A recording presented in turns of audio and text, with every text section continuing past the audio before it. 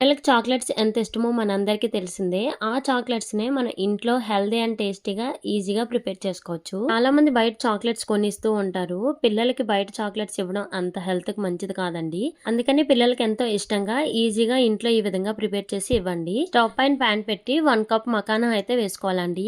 ఇవి dry fruits కన్నా ఇవి హెల్త్‌కి చాలా మంచిది. అవైతే సిమ్‌లో పెట్టి కొద్దిసేపు వేయించుకున్నాక పక్కన పెట్టుకోవాలి. తర్వాత అదే పాన్‌లో డ్రై ఫ్రూట్స్ అన్నీ వేసి వేయించుకోవాలి.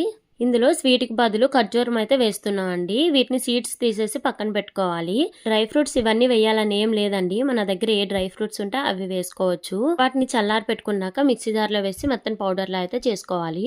స్వీట్‌కి సరిపడా ఖర్జూరం అలాగే కిస్మిస్ వాటర్‌తో వాష్ చేసి వేసుకోవాలి. ఖర్జూరం మన పిల్లలకి తినడానికి ఎప్పుడిచ్చినా సరే ఒకసారి వాష్ చేసి ఇవ్వండి. ఎప్పుడైనా డేట్స్ తినేటప్పుడు ఒకసారి వాష్ చేసి తినాలి. అందులోనే 1 టేబుల్ స్పూన్ మీ దగ్గర కోకో పౌడర్ ఉంటే వేసుకోండి. చాక్లెట్ ఫ్లేవర్ వస్తుంది.